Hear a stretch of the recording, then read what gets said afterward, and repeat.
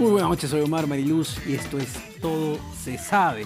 Vamos a analizar el tema más importante del día, que ha sido la audiencia que llevó la Corte Interamericana de Derechos Humanos. Estaba programada para el 2 de febrero. Y bueno, se ha escuchado a todas las partes. Se escuchó a la defensa del Estado, que reiteró que el indulto a Alberto Fujimori ha sido un indulto humanitario y que las condiciones carcelarias agravaban su estado de salud y por eso es que se dio este indulto. Rechazaron en todo momento que haya sido un indulto político. La Corte escuchó todo el tiempo, todos los alegatos. También estuvo Carlos Rivera y la señora Gloria Cano, que representaban a los familiares de las víctimas de Barrios Altos y La Cantuta. Porque lo que ha hecho la audiencia, lo que ha hecho esta Corte es ver el seguimiento de la sentencia tanto de Barrios Altos como La Cantuta. Y aparte estuvo también los representantes de la Comisión Interamericana de Derechos Humanos, que entiendo es una especie de fiscal en este caso, que acusa.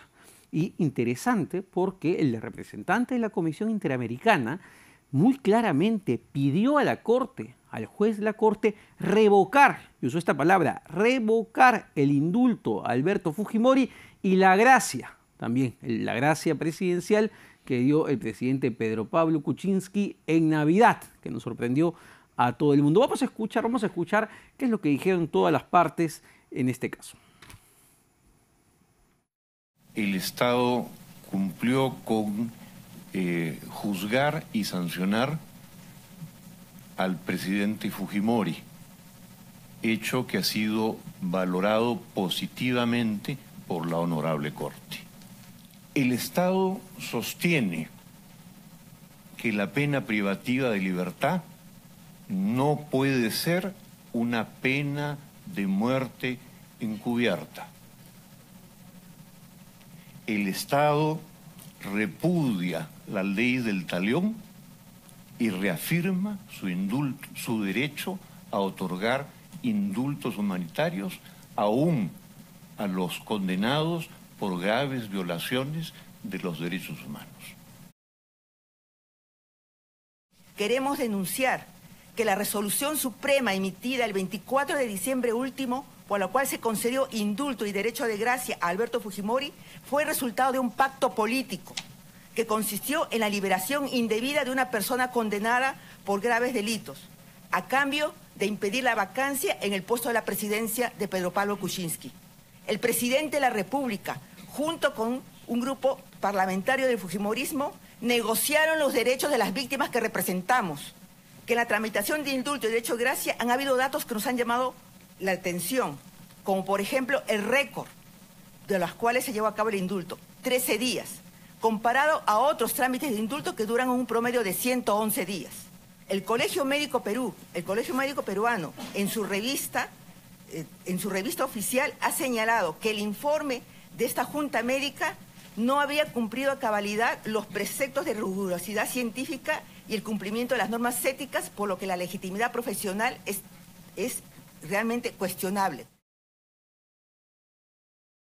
Ha sido concedido sobre la base de razones estrictamente políticas. Un acuerdo político del presidente de la República con el hijo del condenado, el congresista Kenji Fujimori, que hay hechos abiertamente irregulares e ilegales, que no justifican el otorgamiento de un indulto de carácter humanitario por esta causa de enfermedad grave, como consecuencia de que las condiciones carcelarias estuviesen agravando esa condición de salud. Es de público conocimiento, señores, las condiciones magníficas que tenía el señor Fujimori en el establecimiento penal de Barbadillo. No solamente por la extensión de cerca de 400 metros cuadrados de una celda, sino por las visitas ilimitadas y en todo horario. Bueno, ahí estaba Carlos Rivera, defensa justamente de las víctimas, pero para analizar esta audiencia que se llevó en San José de Costa Rica, quiero dar la bienvenida a Iván Montoya, que es ex procurador anticorrupción y asesor del Instituto Legal y de Derechos Humanos de la Universidad Católica. Iván, muchas gracias por acompañarme en Todo se sabe. Y en principio, comentar que esta audiencia, digamos, me comentabas en el corte, muy curioso que los jueces no hicieran ninguna pregunta. Sí, era uno de los elementos que que parece ser curiosas de esta audiencia, el hecho que los magistrados prácticamente no hayan hecho ninguna pregunta. Es habitual que este tipo de sesiones los magistrados hagan preguntas continuas a todas las partes, y no ha habido mayor requerimiento de preguntas a las partes, solo una de corte solo para precisar un punto, pero en realidad no ha habido mayor interrogatorio o cuestionamiento a las partes para poder indagar un poco más algunos puntos, ¿no? ¿Cómo podemos interpretar, digamos, ese silencio que ha asumido la Corte, escuchando, viendo qué va a pasar? ¿Indicaría que ya hay una posición sentada o todo lo contrario? Una posibilidad, que es por la cual me inclino, es que creo que la Corte está segura de su posición. Ajá. Y creo que tiene los hechos bastante claros respecto de, por lo menos, de la situación en la que se ha dado esa resolución suprema que concede el indulto y el derecho de gracia. Y lo único que va a pensar en estos días, estoy especulando, es la forma como lo va a argumentar y cómo lo va a pedir seguramente al final. Pero creo que ese silencio mostraría que los hechos los tiene claro y la posición más o menos clara, ¿no? Eso es una hipótesis, creo que a la cual más me aproximo, ¿no? ¿Tú crees que para la Corte, para los jueces de la Corte que han escuchado muy atentos durante hora y media, poco más, el indulto fue un indulto político y no humanitario? Primero creo que es así porque es un caso muy importante. Tengo la impresión que este es un caso en el cual la Corte nuevamente va a hacer algunos añadidos innovativos a su jurisprudencia, y es muy importante porque tengo la impresión que va a sentar un precedente para otros casos en los que haya en América Latina algunos condenados bajo estas características y que están próximos a tener edad avanzada y puedan ser susceptibles de algunos indultos o derechos de gracia. Entonces creo que es el momento oportuno para pronunciarse.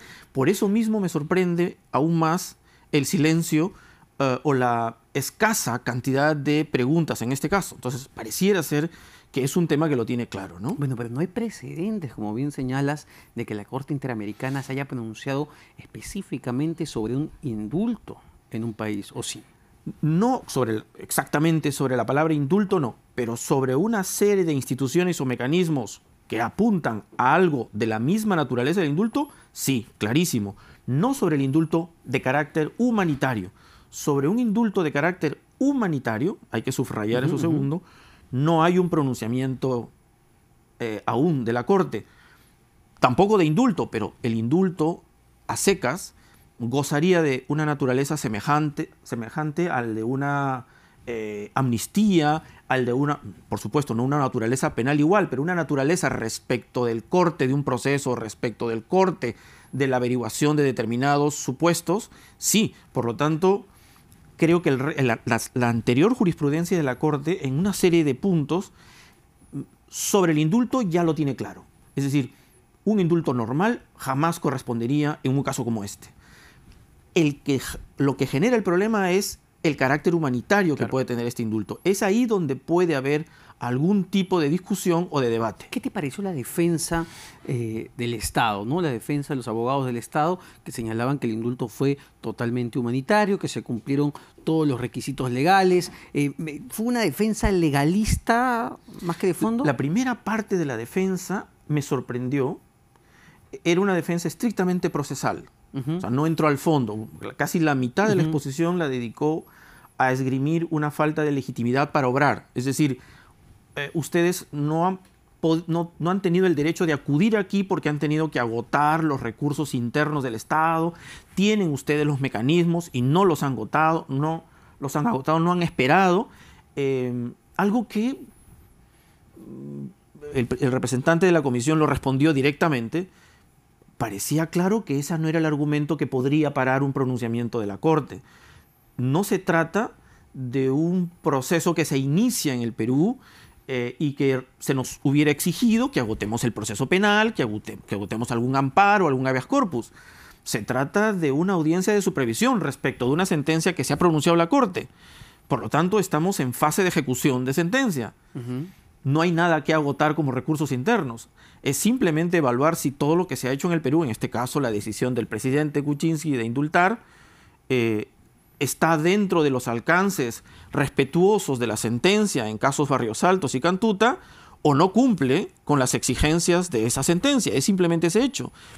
Es normal, porque no cabe el argumento efectivamente de legitimidad para obrar. Ahora, eso es lo primero que me sorprende. Un argumento que me parece sinceramente inútil. Ahora, Carlos Rivera, durante su argumentación, él va mucho al plano político e insiste en el tema de que este fue pues un indulto negociado y comenta durante su exposición que el presidente salvó de la vacancia presidencial gracias a que los votos de Kenji Fujimori pudieron ir hacia ese punto. Sin embargo, desde la defensa del Estado se habla de que son puras especulaciones, teorías de la conspiración y no hay más pruebas, digamos, fehacientes de que eso haya sido así.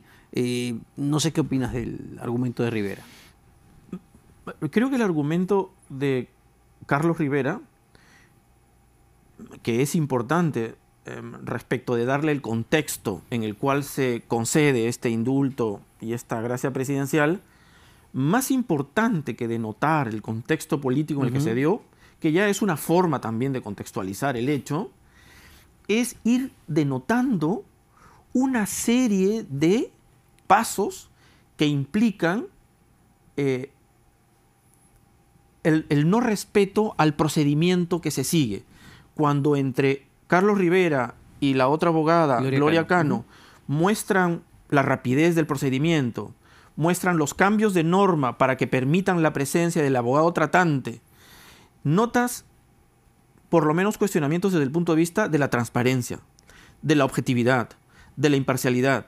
Más que hablar de que esto fue una decisión política, lo que al final está impactando es en decir que fue una decisión que no respetó la transparencia que todo acto administrativo requiere, no respetó la objetividad ni la imparcialidad, que son como requisitos, si tú quieres, de contextos procedimentales, de garantías procedimentales de todo acto administrativo que se requieren más allá del fondo, es decir, más allá del acto médico.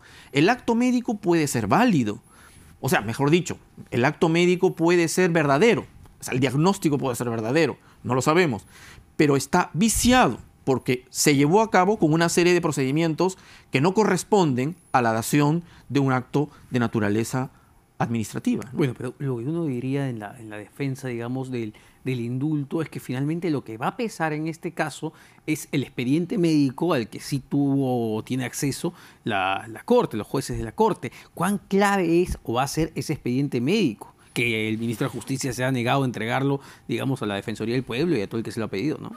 Efectivamente, sí es cierto, tiene un peso específico importante, pero no quiero descalificar que también en el derecho las formas y el respeto a las formas son importantes. Es tan importante como que el acto médico sea verdadero, como que la dación se dé con la objetividad y la imparcialidad debidas. Y si uno de los médicos que forma y emite ese informe no gozaba de las condiciones para emitir un informe imparcial, ya está viciado, repito, aunque el contenido sea verdadero. Entonces, claro, y desde ese punto de vista podría hasta no ser necesario evaluar con el contraste de otro informe médico. Es decir, ¿te refieres a que el hecho de que su médico de cabecera, el doctor Postigo, haya, digamos, sido parte de esta junta médica? Y bueno, y ahí Carlos Rivera lo señala muy bien, ¿no? Que el 5 de diciembre se cambiaron ciertas reglas para poder permitir que el abogado de cabecera de Alberto Fujimori esté en la junta médica. ¿Eso va a tener o va a pesar mucho en la decisión de la Corte? Yo creo que sí, porque creo que hay un lado del aspecto que se tiene que analizar, que es efectivamente las garantías procedimentales que se dieron para emitir un acto de esta naturaleza. Luego podríamos, efectivamente, esto sí tiñe efectivamente de algunas dudas sobre efectivamente la legitimidad del contenido del acto médico, ¿no? Y ahí, pero sin embargo, eso no quiero olvidarme, podríamos pasar a un segundo plano esos argumentos procedimentales y quedarnos con el acto médico, incluso con su descripción médica que tiene, ¿no? Que podría incluso ser objeto de cuestionamiento o un pronunciamiento de la Corte posteriormente. La Comisión Interamericana, de forma interesante, y junto con la representante de SEGIL, lanza un argumento interesante. Dicen, y utilizan el test de proporcionalidad, y dicen, la medida del indulto no era necesaria, que es uno de los requisitos del principio de proporcionalidad. Para llegar a una medida de tal forma que no afecte otros derechos, en este caso los de las víctimas, la medida ha tenido que ser necesaria. Y no era necesaria. Había otros mecanismos para que dentro del penal se puedan salvaguardar la salud del interno. Exámenes médicos, presencia de una enfermería permanente, una ambulancia a disposición. Bueno, eso ya era así, ¿no? Y era así, digamos, efectivamente. Alberto Fujimori, francamente, era el preso con la mejor cárcel de América Latina. Efectivamente, a eso apuntan. Los argumentos están hechos de tal manera que si no atienden a los argumentos procedimentales y a los derechos de las víctimas, también está el argumento de la proporcionalidad de la medida. Yo te ¿no? quería preguntar, antes de pasar a los comentarios del ministro de Justicia, lo que dijo el representante de la Comisión Interamericana, y corrígeme si me equivoco, que entiendo es una especie de fiscal. En este caso, él pidió muy claramente revocar el indulto y la gracia presidencial a Alberto Fujimori. ¿Cómo se toma esto? ¿Esto tiene un peso propio? ¿Es normal que actúen de esa forma? Bueno, la comisión efectivamente es la instancia que, cuando termine el proceso ante la Comisión Interamericana, la comisión es la única que coloca el caso ante la Corte. Por eso más o menos puede simular la forma de un fiscal, ¿no? Okay.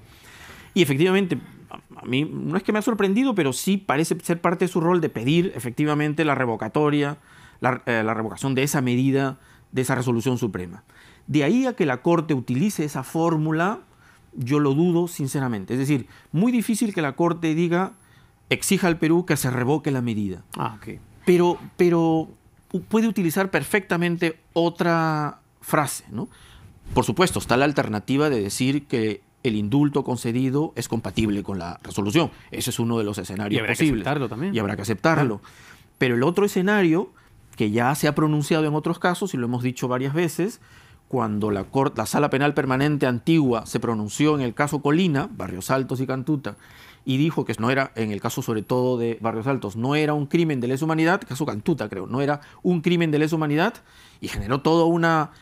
Ese caso fue también a supervisión de la Corte, y la Corte dijo, esa ejecutoria suprema, esa resolución de la Sala Penal Permanente, no se condice con nuestra sentencia en el caso La Cantuta y Barrios Altos. En este caso, en el caso de la resolución del presidente que concede el indulto, la Corte puede llegar a decir, sin llegar a decir revóquese la medida, puede decir, esta medida carece de efectos jurídicos, basta. O no es compatible con las exigencias de la sentencia de la Corte Interamericana del 2001. Claro, pero en términos concretos, ¿eso significa que Alberto Fujimori vuelve o no vuelve a la cárcel? Eso significa, ahí hay varias posibilidades de desarrollo de la Corte. Puede ser muy enfática y decir carece de efectos jurídicos. Si dice carece de efectos jurídicos, inmediatamente tiene que regresar.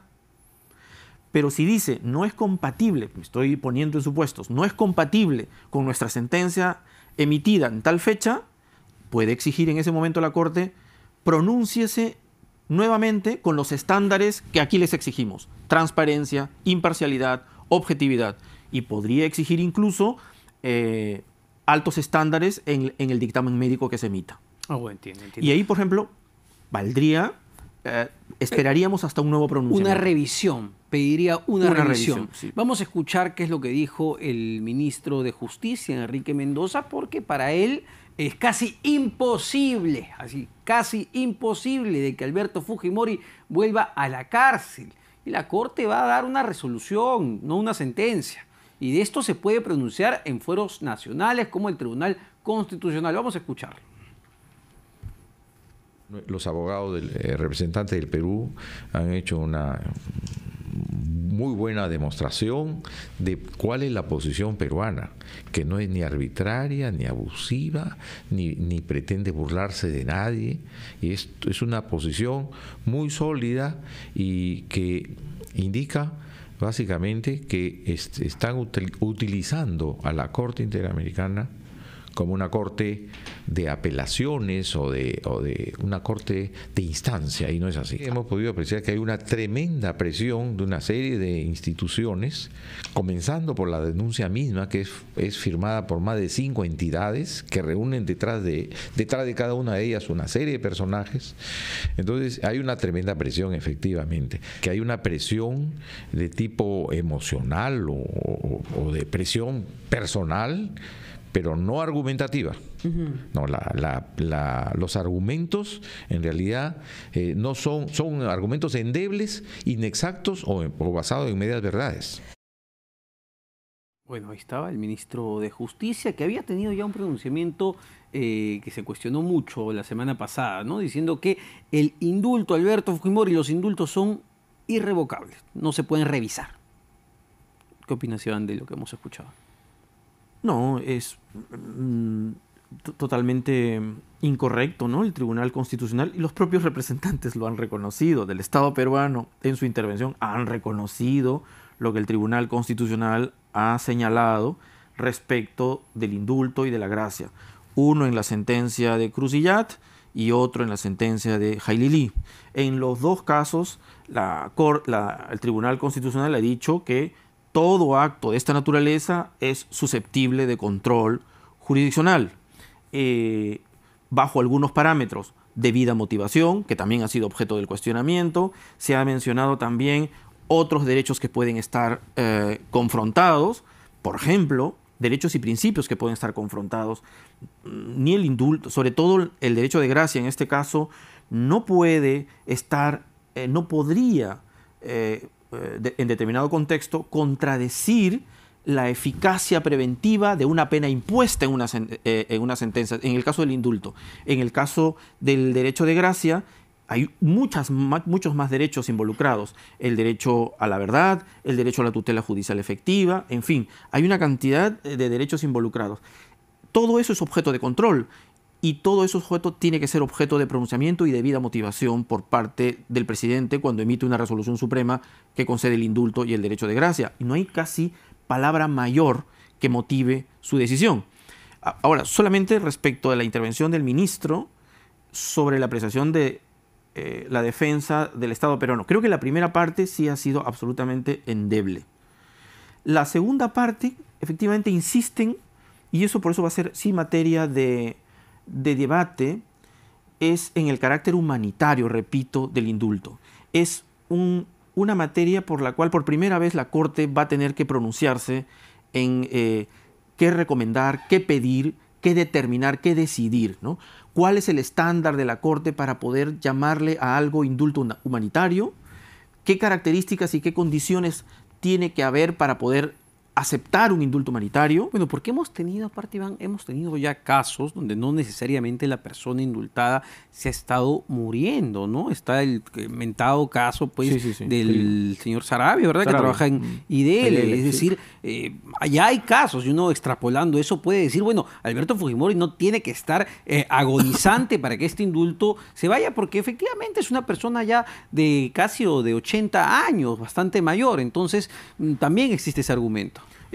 Efectivamente, no es que Fujimori no padezca de enfermedades sensibles y delicadas, lo es. Sin embargo, en el Perú, volviendo al antecedente del caso Sarabia, se han dado de manera poco acuciosa y detenida. Ese caso, por ejemplo, puede ser cuestionable.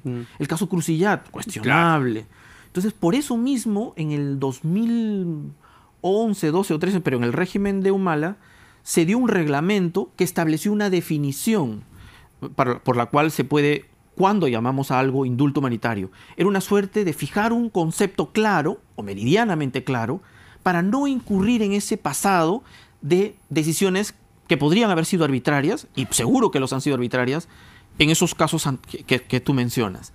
Entonces, forjar a partir de ahí un estándar especial puede ser un poco riguroso, pero acorde con la naturaleza humanitaria para conseguir. Y aquí es algo muy importante de los alegatos que ha hecho la defensa de las víctimas. no se trata de cualquier caso, ¿no? No, claro. No se trata de un delito común. Se trata de un homicidio que califica como graves violaciones a los derechos humanos y que califica como un crimen de lesa humanidad. Por lo tanto, un indulto humanitario, que a mi juicio no está prohibido, tiene que tener los más altos estándares rígidos para no enervar el mensaje preventivo de una sanción. La principal falla de todo esto, que creo, ha sido la poca pulcritud con la que se ha dado. De los días que se dieron, 13 días con el promedio de 111, el contexto en que se dio, eso creo que es lo que más afecta la percepción de la población. Que valga en verdad, es la encuesta de Datum señalaba que el 78% cree pues, que fue un indulto negociado bajo la mesa.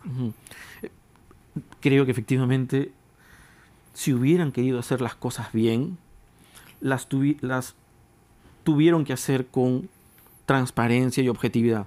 Si yo hubiera sido el presidente, creo que efectivamente me solicitan que le conceda el indulto y el derecho de gracia a una persona de edad avanzada, con dolencias frecuentes, hubiera sometido a esto a exámenes médicos lo más imparciales posibles, es decir, médicos internacionales, uno nacional de alta calidad, ajenos, sí, claro, por supuesto, a un previo contacto que hayan tenido con el presidente. Por supuesto, oír al médico, oír también a las víctimas, bajo todo ese procedimiento, ver si el diagnóstico final se aproxima sensiblemente a la descripción que dice la norma, y si es así, lo indulto.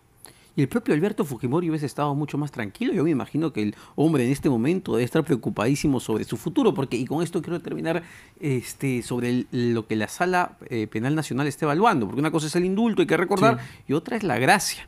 La gracia presidencial, que para algunos expertos no califica. Quería saber tu apreciación.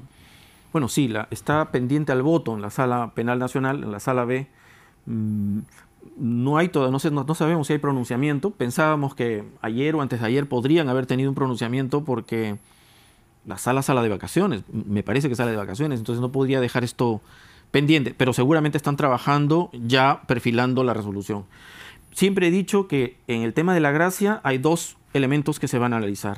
Los requisitos de forma que exige la Constitución, el tema del famoso plazo, donde hay una discusión ¿de cuándo empezó el proceso de instrucción? ¿Cuándo, ¿no?, se cuenta el proceso de instrucción, para ver si han transcurrido los 24 meses que más o menos se tienen que calcular para que esté el presidente habilitado a conceder un derecho de gracia? Ahí hay un debate ambiguo. Sí. Pero también los temas de fondo, para saber si un derecho de gracia de esta naturaleza afecta derechos fundamentales. Ahora sí, con mayor claridad, el derecho a la verdad, el derecho a la tutela judicial efectiva, el respeto a las sentencias emitidas, en este caso el respeto a las sentencias que se han emitido en casos como estos de violaciones graves a los derechos humanos, que tienen que investigarse seriamente, juzgarse plenamente y sancionarse a cabalidad. El derecho a la verdad, que no es solo el derecho de las víctimas, sino también el derecho de la colectividad en general, exige no solo investigar, sancionar, sino también determinar la responsabilidad de todos. Y eso solo se puede hacer en la fijación de una sentencia. Es por eso que cortar el proceso con un derecho de gracia, cortamos el proceso, impedimos que una resolución judicial se pronuncie a cabalidad de cuál es el universo de responsables involucrados en este acto. Bueno, tiene varios flancos abiertos en realidad este indulto, ¿no? Finalmente, políticamente, ya analizándolo, ¿cuáles pueden ser las repercusiones para el presidente Kuczynski si efectivamente sea la Corte Interamericana, sea la Sala Penal Nacional, van en contra de lo decidido? Me imagino que el presidente va a quedar por la pata de los caballos. Empezando por el ministro de Justicia, ¿no? Que es probable que, si no renuncia, probablemente que el Parlamento inicie algunas acciones constitucionales contra el ministro de Justicia. Eso es para empezar, ¿no? Que es el que tiene que asumir las responsabilidades de haber llevado esto de esta manera, ¿no? Bueno, y dejó mucho que desear con este tema del tuit en medio del proceso de vacancia, señalando que no tenían ningún documento de pedido de indulto humanitario. Después dijo que ese documento no, pero otro documento sí, que sí conocían desde antes, desde el 18 de diciembre. Hubo toda una nebulosa en este caso que realmente no le hace bien a un proceso que pudo haberse llevado tranquilamente y transparentemente. Sí, efectivamente. Y si se hubiera respetado las condiciones de transparencia, objetividad e imparcialidad, con audiencia de las víctimas, y si efectivamente su salud se acercaba a esa situación, cualquiera pudiera defender al Estado ante la Corte Interamericana con muchísima solvencia, ¿no? Bueno, Iván, muchas gracias. Entiendo, tengo que darte una galletita para ver tu suerte. Hola A ver, vamos a ver qué dice. Hola. ¿Qué dice tu suerte, Iván? Esto es difícil, nunca las aprendí a abrir. Las galletas de la fortuna. Bueno, quien no tiene mucha fortuna por estos días es el presidente Kuczynski, con todos los problemas que estamos teniendo, francamente. Pero ¿qué dice? A ver, me es difícil sacar esto.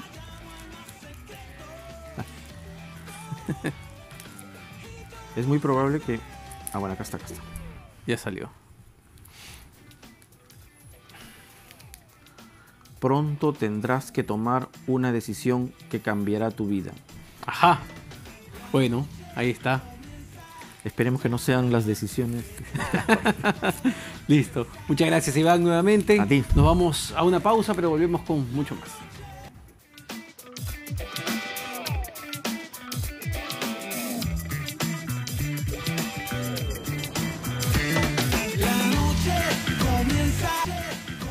Bueno, seguimos porque está también el pedido de vacancia, un nuevo pedido de vacancia contra el presidente Pedro Pablo Kuczynski, que ha presentado el Frente Amplio. Este es el tercer pedido de vacancia que presenta la bancada del Frente Amplio, pero ahora las dos izquierdas que hay en el Congreso se han puesto de acuerdo, parece que han tenido la misma idea, y también la bancada de Nuevo Perú va a presentar una moción de vacancia contra el presidente Pedro Pablo Kuczynski. Ahí tenemos ya 20 votos. Necesitan, entiendo, 26 firmas para que esta moción, este pedido proceda. Para analizar esto estamos con el congresista Marco Arana, que nos va a contar en principio en qué se fundamenta, congresista, este nuevo pedido de vacancia. Buenas noches ante todo y gracias por acompañarnos. Buenas noches, Omar. Gracias por la invitación. En realidad, el Frente Amplio presentó una moción de vacancia en diciembre sobre los temas de conflicto de intereses y el ocultamiento doloso de la información que el presidente Kuczynski había hecho a la Contraloría de la República en sus declaraciones juradas, al Congreso de la República, a sus electores. Al que se sumó Fuerza Popular y lo que nos llevó a este escenario, ¿no? Y que llevó a que la bancada de el grupo de Kenji Fujimori, ¿no?, y otras bancadas, ¿no?, no apoyaran, y entonces el presidente, digamos, se quedó en funciones, ¿no? Y entonces lo que ha ocurrido es que el 10 de enero, después de conocido el indulto y la manera como se había hecho, es decir, sin respetar el debido proceso, sin tener en consideración los factores que llevan a calificar el indulto como humanitario y hacer que el indulto sea finalmente un indulto negociado. Hoy día justamente ha habido una audiencia pública en la Corte Interamericana de Costa Rica, donde la propia Comisión Interamericana de Derechos Humanos fija posición señalando el indulto no corresponde, ¿no? Pero ocurre que la moción de diciembre fue apoyada por algunos congresistas de APP, por algunos de AP, de Acción Popular, y por algunos del APRA y algunos de Fuerza Popular. Entonces al Frente Amplio le dijeron de todo, ¿no?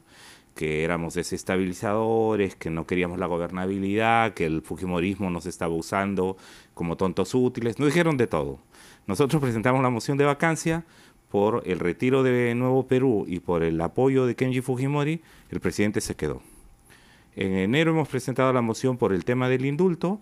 Solo hemos conseguido 10 firmas, las 10 firmas del Frente Amplio, las nuestras. Bueno, el fujimorismo no iba a apoyar, obviamente. Eso, el fujimorismo no iba a apoyar, pero pensábamos que los otros grupos políticos que dijeron que habían sido engañados por Mercedes Arauz, por el propio presidente. Era muy pronto, ¿no? Era muy pronto. Acabamos de pasar el pedido de diciembre, que generó un ambiente de incertidumbre, inestabilidad. La cosa estaba muy caliente. Claro, pero lo cierto era que se había vulnerado la legislación internacional. Lo cierto es que se había construido un pacto de impunidad, ¿no?, inaceptable. Lo cierto es que la memoria de los familiares de las víctimas que fueron asesinadas había sido escarnecida. Y nosotros dijimos, mira, esta situación, existiendo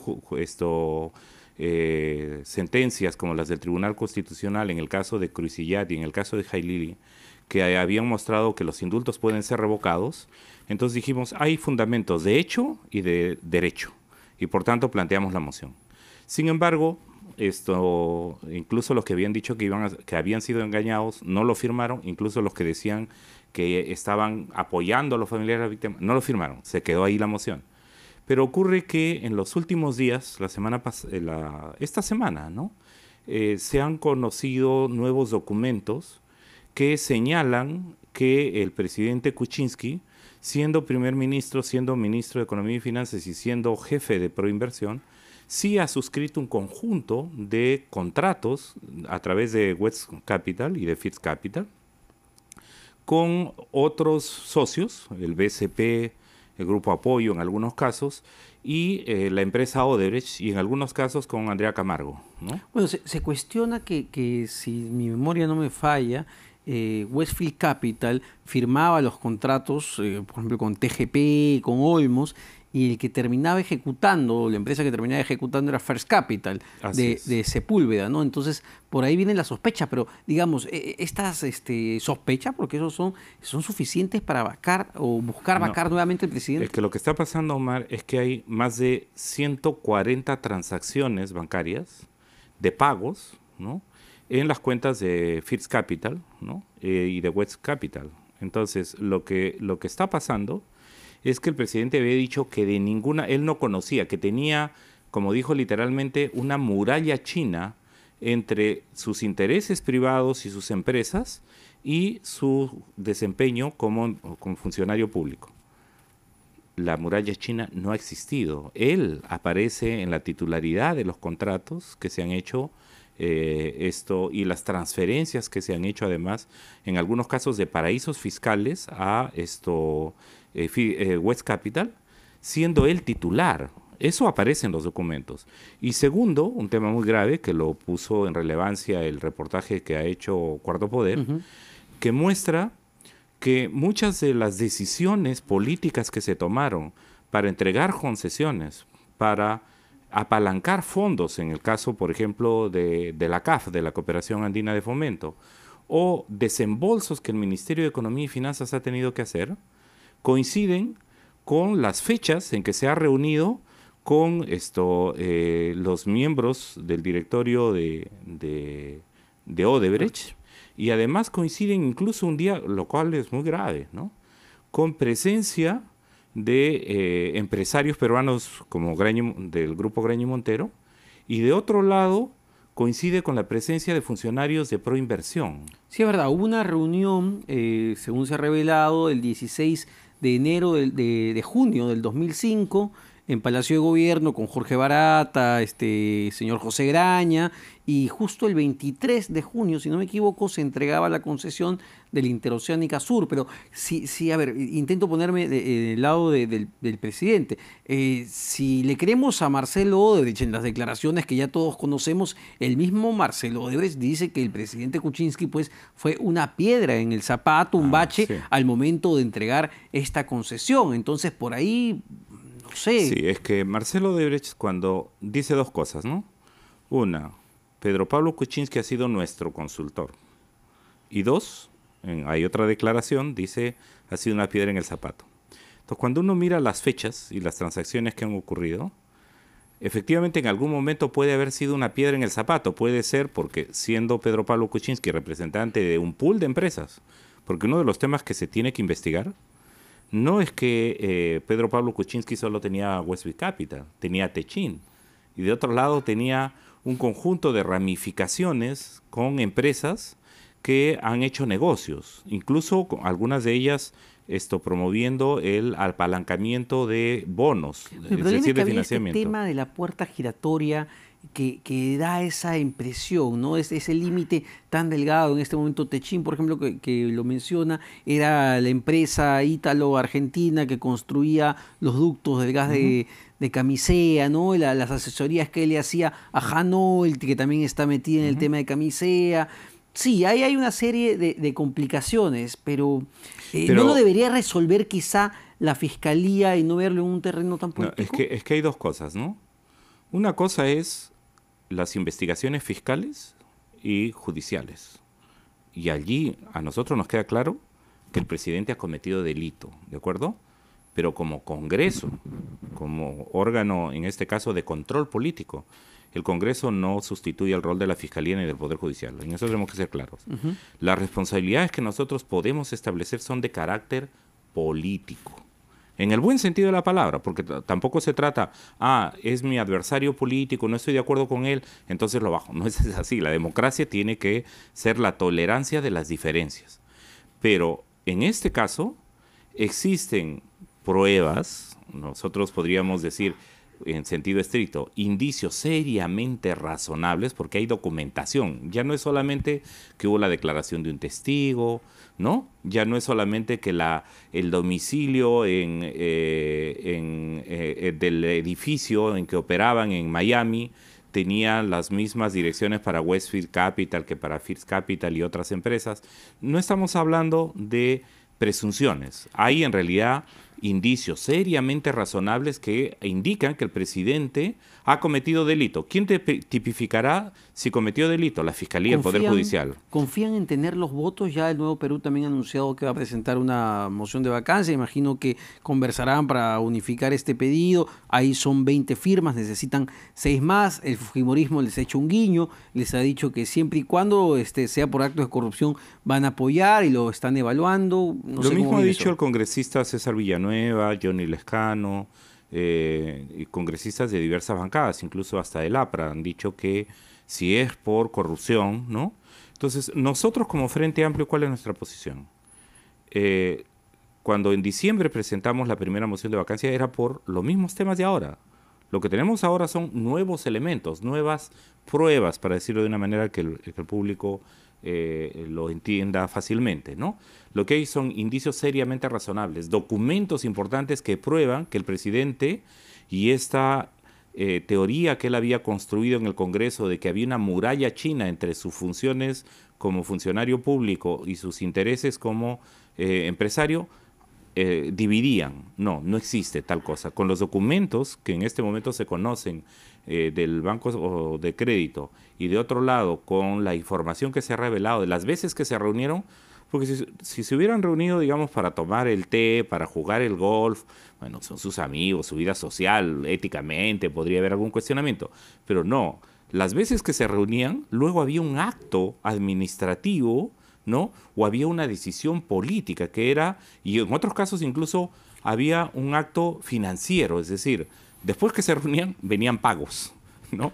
Habían suscripción de contratos, concesiones que se otorgaban. Lo mejor para el país en este momento? Se escuchan cada vez más voces de analistas, de políticos, pidiéndole al presidente Pedro Pablo Kuczynski que renuncie y que le deje la posta a Martín Vizcarra. El problema de la renuncia es que uno no puede decir renuncie cuando usted quiera, cuando usted pueda, porque ya se la hemos pedido. O sea, recordemos, ¿por qué estalla la crisis de la primera moción que presenta el Frente Amplio en diciembre? Porque el presidente niega todo lo que había ocurrido y se niega a asistir a la Comisión Lavajato, ¿no? Y entonces, no nos olvidemos que unos meses antes, las dos procuradoras, entre ellas la procuradora Príncipe, ¿no? Y la otra Ampuero, la otra doctora Ampuero, son despedidas de sus cargos de manera arbitraria por el Ministerio de Justicia cuando se atreven a preguntarle al presidente, cuando han ido a la diligencia que estaba haciendo la Fiscalía, y se atreven a preguntarle, presidente, ¿y usted tenía... ¿En qué empresas tenía usted inversiones, acciones, en estas empresas que han suscrito a convenio con el Estado? Él se niega a responder y a los pocos días las despiden a las 2. O sea, esta cosa ya venía con cola. Entonces, en ese sentido, Omar, para redondear y terminar esta idea, el presidente ha tenido la oportunidad de esclarecer, no lo hizo. Ha tenido la oportunidad de renunciar, no lo ha hecho. Bueno, siempre, todavía recordemos que de aquí a la fecha en que el Congreso admita la moción de vacancia será marzo, que comienza la legislatura y tiene que ser vista por el Pleno. Bueno, hay unos días, hay unas semanas, él podría renunciar. Lo cierto es que aquí tenemos una grave crisis política en la que de por medio además hay maestros a los que no se les ha cumplido sus compromisos, productores agrarios de arroz, de papa, ahorita el problema es con los paperos, pero también es el tema de los arroceros y de los pequeños y medianos agricultores, totalmente abandonados. En materia de corrupción, el presidente, encabezando esta crisis política por temas de corrupción, sumándose a los 4 otros presidentes, a Alberto Fujimori, a Ollanta Humala, que está preso, a Alberto Fujimori, que está prófugo, Alejandro Toledo, que está prófugo, Alan García, que está investigado por la Fiscalía, y él ahora que podría ser vacado. Entonces, probablemente pueda renunciar, y lo que hay que buscar es una salida institucional. El vicepresidente debería asumir las funciones. Una última pregunta muy rápida porque el tiempo nos gana. ¿Ustedes estarían dispuestos a un nivel de coordinación con las otras bancadas, digamos, para recomponer la mesa directiva del Congreso? Recordemos que el fujimorismo ha perdido su mayoría, tiene 61 votos, y si todos los demás se juntan pueden recomponer, digamos, la mesa directiva. 3 cosas de manera puntual, Omar. Primero, estamos dispuestos, como lo hemos dicho, a hablar con todas las fuerzas políticas y estamos en coordinaciones para que se sumen a la moción de bancada, a la moción que ha presentado la bancada del Frente Amplio, incluso los de Nuevo Perú, que después de nosotros también han anunciado que iban a presentar una moción para coordinar, y eventualmente o hay una moción o hay 2 o 3 mociones que se presentan sobre lo mismo, porque también lo permite el Congreso, y luego se puede elaborar una sola moción. En principio, coordinar entre las bancadas y los grupos políticos. En segundo lugar, creo que es muy importante que pueda haber una coordinación para buscar una salida constitucional e institucional.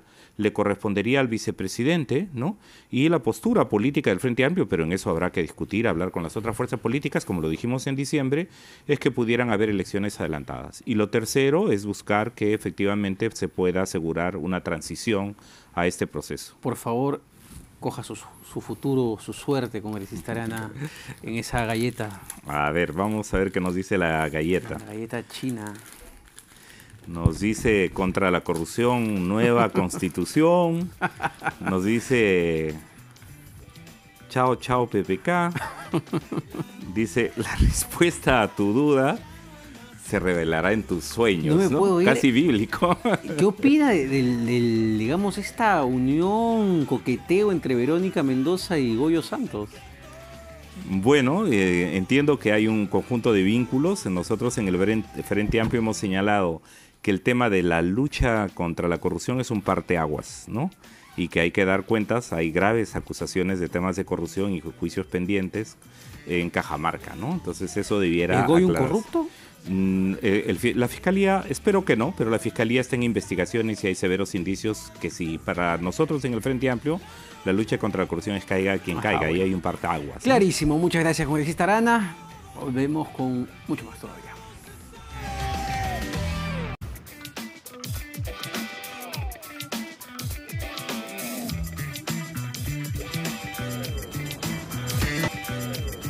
Bueno, vamos a ir a unos casos que son terribles, realmente de terror. Lo que hemos visto hoy día, lo que se ha conocido hoy día es una niña de 11 años que apareció carbonizada. Su padre la dejó en San Juan del Lurigancho a las 9:30 de la mañana en la puerta de una comisaría. Ella llevaba estudios de vacaciones útiles, de pintura, al frente de donde la dejó, y simplemente desapareció. Y la han encontrado hoy, la encontró un mototaxista en una bolsa negra carbonizada.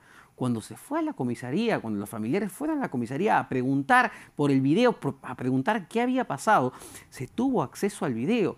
Pero, oh increíble, cuando se analiza el video, justo no está. Está cortada la parte donde su padre va, la deja, y después no está en el video qué pasó con la niña. ¿Quiénes son los responsables? ¿Cómo puede ser dejar a una niña de 11 años en la puerta de una comisaría, que son los llamados a cuidarnos, a protegernos, y que al día siguiente esta menor aparezca en una bolsa negra carbonizada? Vamos a escuchar a los familiares de este caso, que es de terror y que se suma a las decenas, centenares de casos que estamos viendo en este país todos los días y que están reflejando un problema, insisto, de salud mental muy grave que no queremos ver. Vamos a escuchar a los familiares.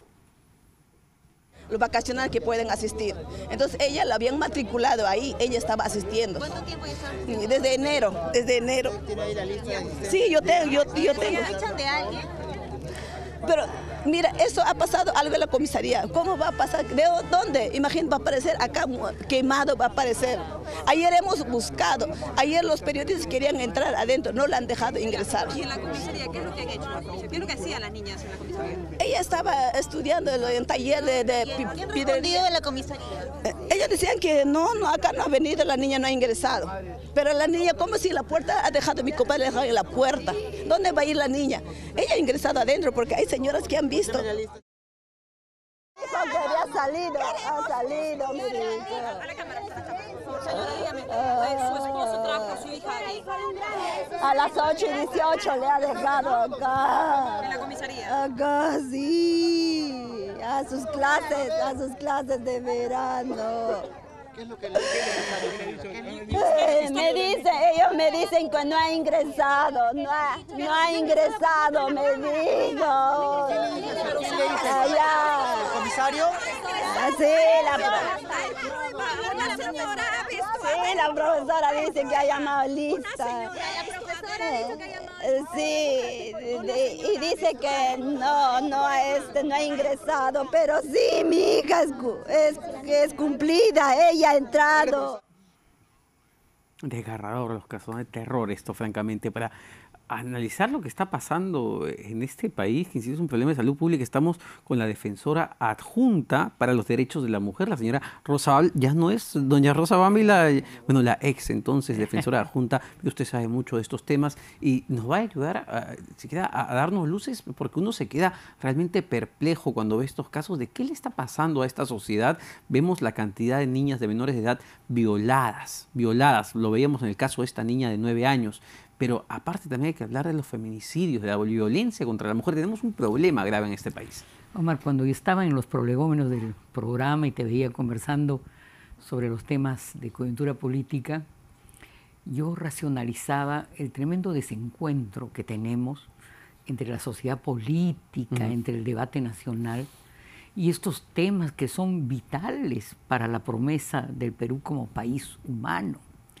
Y es que en realidad hay temas de fondo acá, hay problemas como la visión que se tiene de la paternidad o de la maternidad. Hay problemas también como la necesidad de hacer una investigación eficaz de prueba, por ejemplo en el caso que se está denunciando. Porque la reacción inicial, siempre, yo tengo ya mucha experiencia en esto, todos reaccionamos, nos da cólera, nos genera rechazo, pero después pasa la marea y continúa la situación.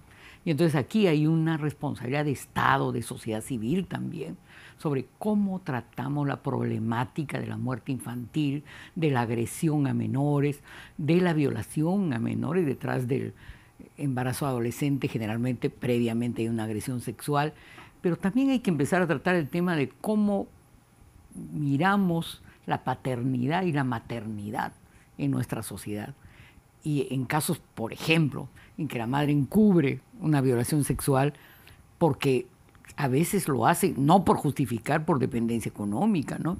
Y entonces, ¿cómo estamos asumiendo? El Estado, ¿qué respuesta le está dando más allá del populismo penal? Porque se va a decir, bueno, ahora la policía, investigación, por supuesto, ¿no? Contra el encubrimiento, por supuesto, ¿no? O a los padres que violan, por supuesto, investigación y pena. Pero el tema de fondo es como sociedad, por ejemplo, ¿protegemos la maternidad adolescente? ¿Damos proyectos productivos serios de encauzamiento de la maternidad precoz? ¿Tenemos sistemas de salud psicológica, de protección victimológica para las niñas agredidas? Mira, en San Juan del Lurigancho, donde acaba de ser el elemento que estamos comentando, no lo vas a creer, Omar. Yo conversaba hace 2 días en San Juan del Lurigancho con un fiscal a propósito de una agresión sexual a un adolescente que tiene que pasar, de acuerdo a la ley de violencia psicológica, tiene que pasar una entrevista con un psicólogo por la cámara Gesell famosa, ¿no? Bueno, en San Juan del Lurigancho, el distrito más grande de nuestro país, no existe una sola cámara Gesell. Entonces, la ley de violencia psicológica es un saludo a la bandera, pues. ¿no es cierto? ¿Qué programas hay del Código del Niño y del Adolescente que protegen esta infancia abandonada como no sea la institucionalización? Nos estamos acostumbrando a atacar los síntomas más que realmente a la enfermedad de fondo, ¿verdad? Y hay una responsabilidad también de los medios de comunicación, ¿no? Vemos hechos como esta, vamos al ataque, le ponemos los focos, se generan estas corrientes de opinión. Da rating, Omar. Y luego, efectivamente, la ola, la corriente baja y todos nos olvidamos del caso. Pero el problema es muy, muy de fondo y muy complejo también de atacar. Por ejemplo, ¿cuántos psicólogos de verdad tenemos en los servicios de salud orientados a tratar a las víctimas, aunque sea solo a las niñas? ¿Ya?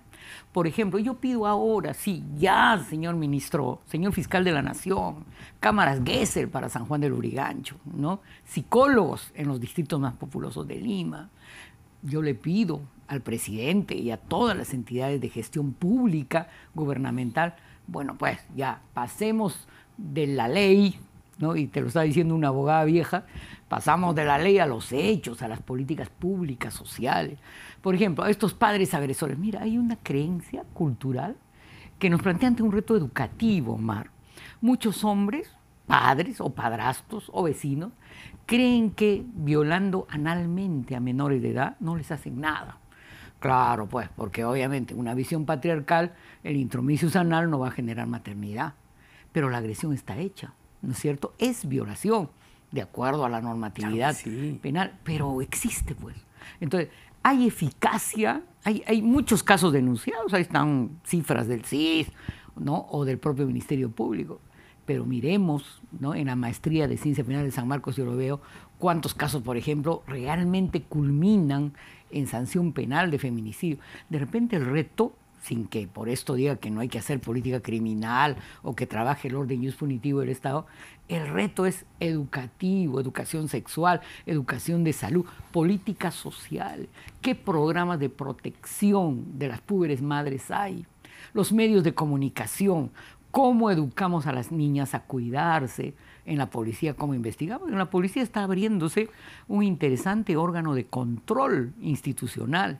Bueno, pues, a ver, ¿cuántos casos puede exhibir el órgano de control institucional de la policía frente a estos casos alevosos de agresión a menores, ¿no? Estos casos que estamos viendo y que salen a la luz y que llaman la atención cuando uno revisa efectivamente las cifras, ¿no? Más de 350 y tantos violaciones a niñas de menores de edad solamente en un año. Lo que está pasando es que el problema se está agravando en este país o se está visualizando.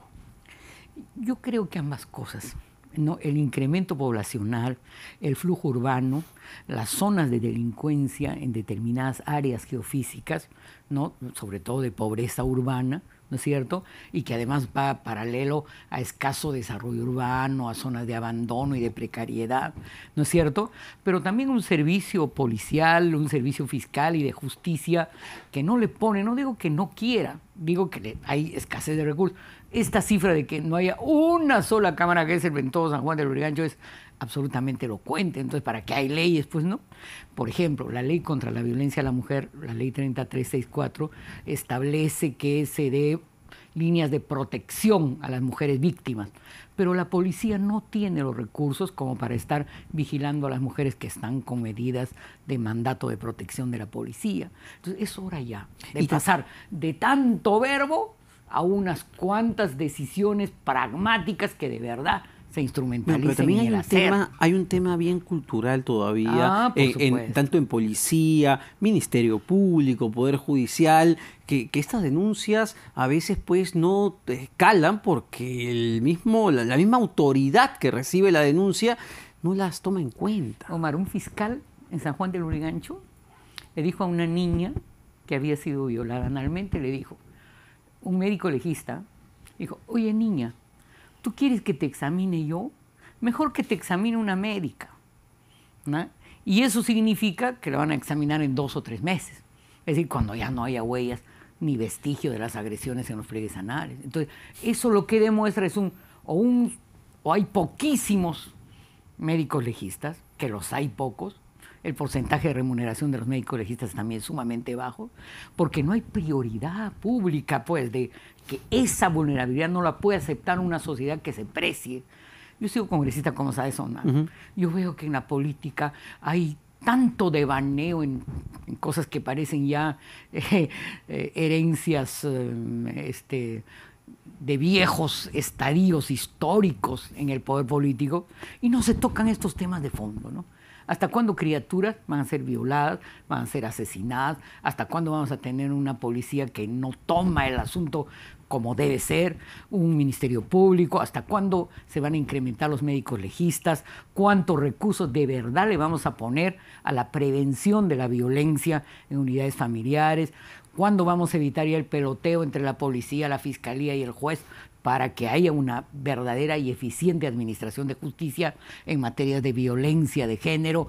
¿Hasta cuándo vamos a tener esa visión cerrada, prehistórica, de visión de la sexualidad, que hace que no le hablemos a los niños? ¿Hasta cuándo en la educación vamos a debatir tonterías que supuestamente son, por ejemplo, el tema del género? ¿Hasta cuándo a las niñas no les vamos a hablar claro de que se tienen que cuidar, que tienen que hablar, que no pueden relacionarse así nomás con extraños?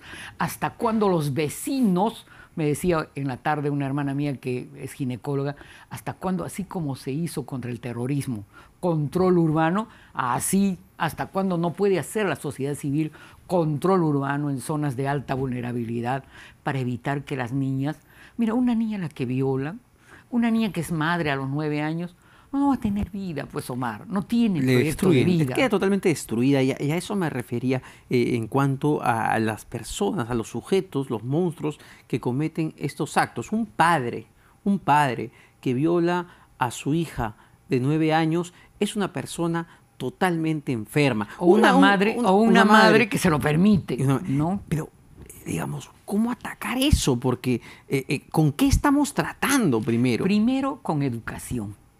Segundo, con sanción real y no formal. Mira, Omar, no lo vas a creer. Acá va a haber leyes, se va a pedir pena de muerte, cadenas perpetuas. Es lo primero que sale. No funciona, Omar. Aquí, de verdad, en otros países, ¿sabes lo que hacen? Por ejemplo, pintan de un color la casa de los violadores. ¿Sabes qué hacían las amas de casa? Y entonces ese violador pasa por el control social del entorno donde vive. Todos le dicen, ese es violador. A ver si le va a gustar. ¿Ya? Hay un control mediático que no es solo llamar a los entendidos, sino es hacer campañas sistemáticas. Este medio las estaba empezando a hacer y otros también. Campañas sistemáticas de educación. Hay que discutir qué cosa es la paternidad y la maternidad. Hay que hablar de sexualidad. Hay que hablar de sexo seguro. Hay que hablar de los riesgos de las enfermedades de transmisión sexual. Hay que también desde el Estado proteger programas de apoyo a las madres cabezas de familia y a las adolescentes violadas. Hay que evitar la estigmatización y rotulación también a las niñas y jóvenes agredidas. En el barrio a veces a la niña no se denuncia. ¿Por qué? Porque los padres temen que a la chica que fue violada le digan, no, ya es violadita, pues no. Discúlpame la ironía, ya está usadita, pues no. Entonces ya se puede permitir más agresiones. En este país debe haber una sanción ética, moral, cultural y social contra la agresión a los niños y también a las mujeres y en general a los débiles. Sin embargo, me gustaría acabar esta entrevista con un poco de, no sé si llamarlo optimismo realmente en esas circunstancias, pero querer pensar que realmente se está infiltrando una forma de pensar distinta en las nuevas generaciones. Me parece, no sé si coincide, que está cambiando un poquito ya, se está tomando más conciencia de eso. Los jóvenes, Omar, rechazan estas conductas, pero lo lamentable es que la casuística, la estadística, se incrementa, como tú lo has corroborado al comienzo. Sí. Entonces, necesitamos hacer una suerte de gran acuerdo nacional básico para enfrentar desde distintos ángulos estas conductas. Por ejemplo, a mí me encantaría que en cada hospital, en cada centro de salud, haya un servicio psicológico, ¿no? Por ejemplo, a ver, señor ministro de Salud, quiero ver... ¿Cuántos psicólogos me encantaría hay por que el doctor Bessler, que es mi amigo, se interesara en que haya un programa educativo expreso para prevenir la violencia infantil. Me encantaría que la policía sancione a estos policías. Si están encubriendo un caso, ¿cómo puede aparecer el cadáver de una niña que fue dejada en la puerta de la policía? Señor, si no tienen nada que ver como Pilatos, pruébenme por qué la prueba se ha perdido. ¿Quién es responsable de que la prueba se haya extraviado? Y dejémonos ya de protección, señor, para las personas que tienen responsabilidad. Y, señor, quien es responsable tiene que asumir, pues, tiene que asumir la sanción penal que corresponde. Pero yo no me ilusiono en la sanción penal porque sé que esa sanción penal per se no resuelve un problema que es mucho más hondo. Implica un proceso de desarrollo mucho más amplio, implica una dimensión en haz de lo que son las políticas públicas. Perfecto, doña Rosa. Muchas gracias por esta luz de conocimiento. No, muchas gracias. Una galletita. Abrir esa galleta es difícil. Para ver. Haremos el esfuerzo. Para ver el futuro que le Esto depara. es como enfrentar la violencia. Me vas a Tiene tener truco que ayudar, esa galleta, he Omar, visto es hoy día, me he dado difícil. cuenta. Es difícil, de verdad, las veces que he venido me ha sido problemático abrir. Si me ayudas, por favor. A ver, vamos a De repente para abrirle ti es la más fácil. galleta.